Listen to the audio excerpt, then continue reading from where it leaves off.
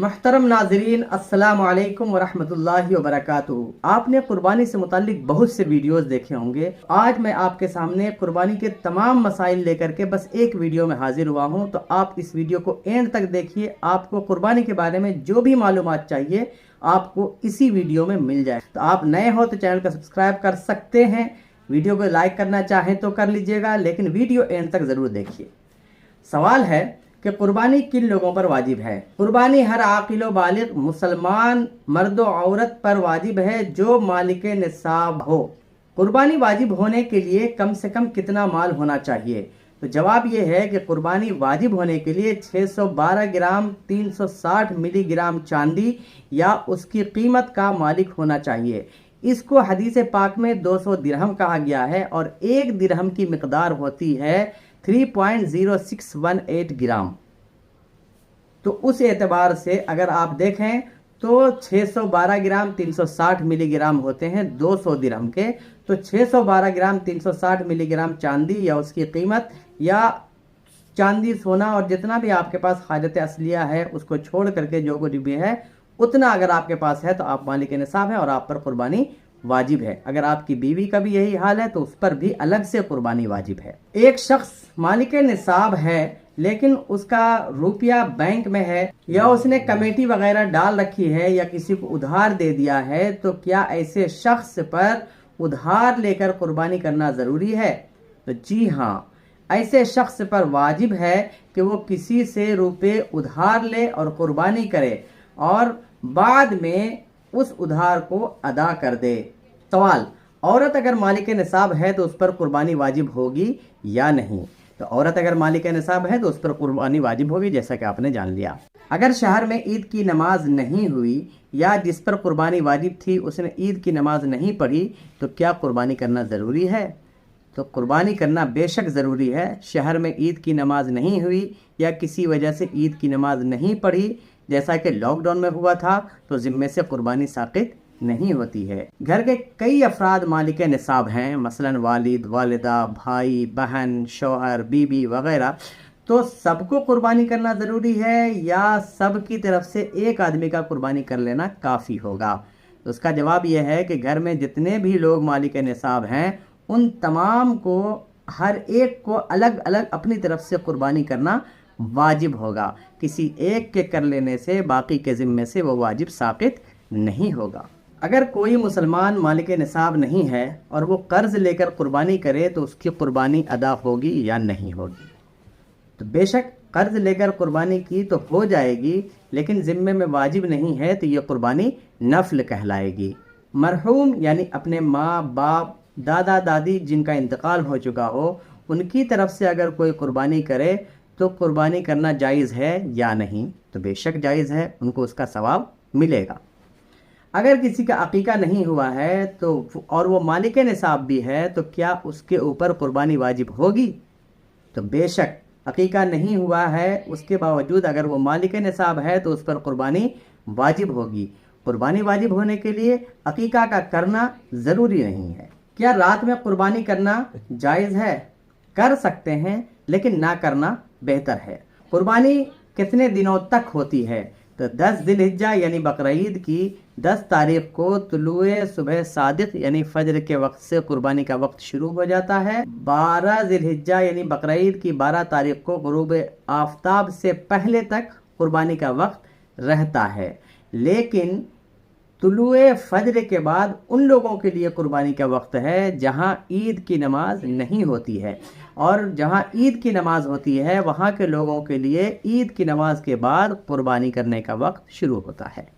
کیا قربانی کے ایک بڑے جانور میں 7 لوگوں کا حصہ لینا ضروری ہے؟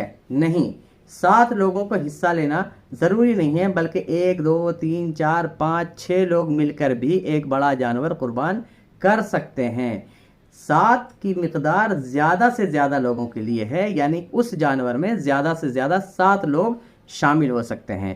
بس اس سے کم لوگ شامل ہوں گے تو اس بات کا خیال رکھنا ہے کہ جیسے 7 لوگ شامل ہوتے ہیں تو سب لوگ پیسہ خرچ کرنے میں برابر میں شریک ہوتے ہیں، تو ویسے ہی جتنے لوگ بھی شامل ہوں گے وہ لوگ بھی آپس میں خرچ کرنے میں برابر میں شریک ہوں گے۔ جس شخص پر قربانی واجب ہے اگر وہ عید الاضحیٰ کا چاند نکلنے کے بعد اپنے ناخنوں کو کاٹے یا بال ترشوائے یا بال کٹوائے تو کیا اس کے لیے ایسا کرنا جائز ہے؟ کیا اس کی قربانی صحیح ہوگی؟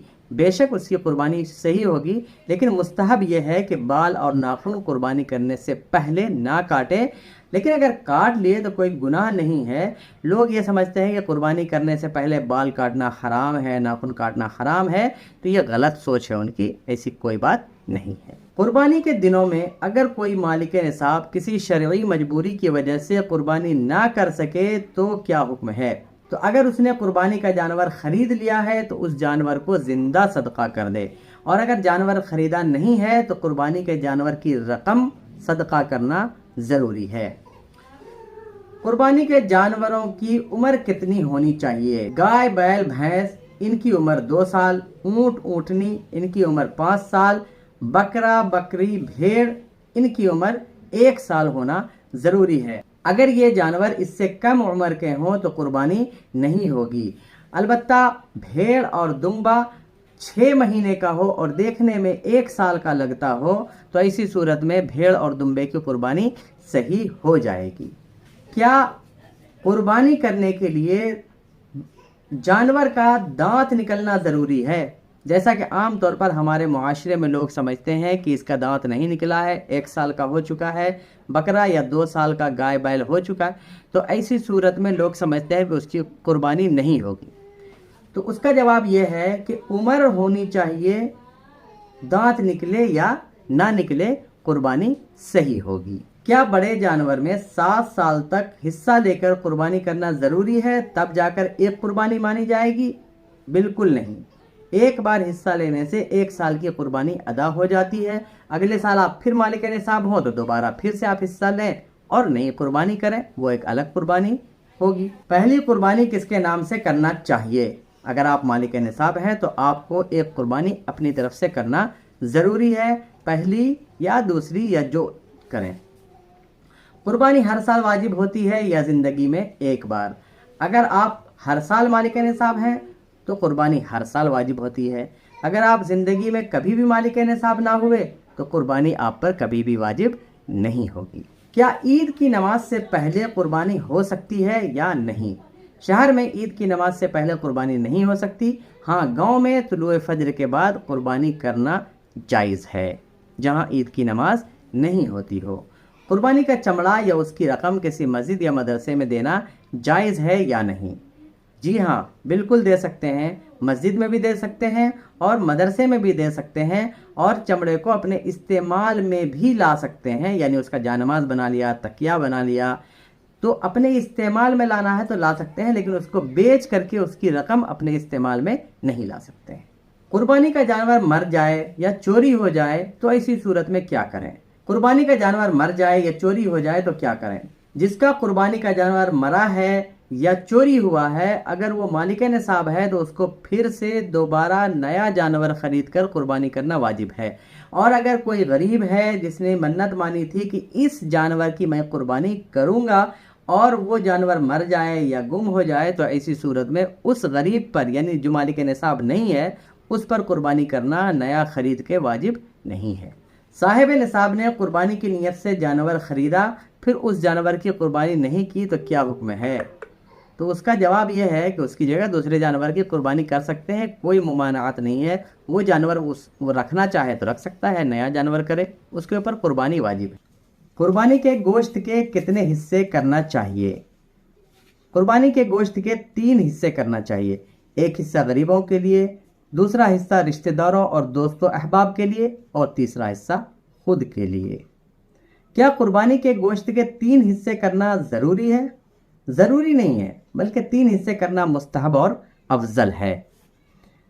کیا قربانی کا پورا گوشت اپنے لیے رکھنا جائز ہے؟ بے شک، اگر فیملی بڑی ہے، مالی حالت بھی اچھی نہیں ہے، تو افضل یہ ہے کہ فیملی کا پیٹ بھرنے کے لیے، ان کو کھلانے کے لیے، چونکہ وہ بھی عید الاضحیٰ میں اللہ تبارک و تعالیٰ کے مہمان ہیں، تو ان کو کھلانے کے لیے پورا گوشت رکھا جا سکتا ہے۔ قربانی کا گوشت 3 دن سے زیادہ رکھ سکتے ہیں یا نہیں رکھ سکتے ہیں؟ بے شک رکھ سکتے ہیں، شرط یہ ہے کہ قربانی کا گوشت ضائع نہ ہو، سڑ نہ جائے، कुर्बानी का गोश्त मुहर्रम में खा सकते हैं या नहीं? बेशक खा सकते हैं। अगर मुहर्रम तक आप बचा के रख लें तो खा सकते हैं, लेकिन बेहतर ये है कि आप पहले ही उसका इंतज़ाम कर लें, उसको ख़त्म कर लें, चाहे खा करके या लोगों में बांट करके। वीडियो पसंद आया हो तो लाइक कीजिए, दोस्तों अहबाब से शेयर कीजिए, और ऐसे ही वीडियोस देखना चाहते हैं तो चैनल को सब्सक्राइब कर लीजिए और बेल आइकन ज़रूर दबा लीजिए ताकि नोटिफिकेशन आप तक आता रहे और आप नए नए वीडियोस देख करके दीनी मालूमात हासिल करते रहें। अस्सलाम वालेकुम, अल्लाह हाफिज़।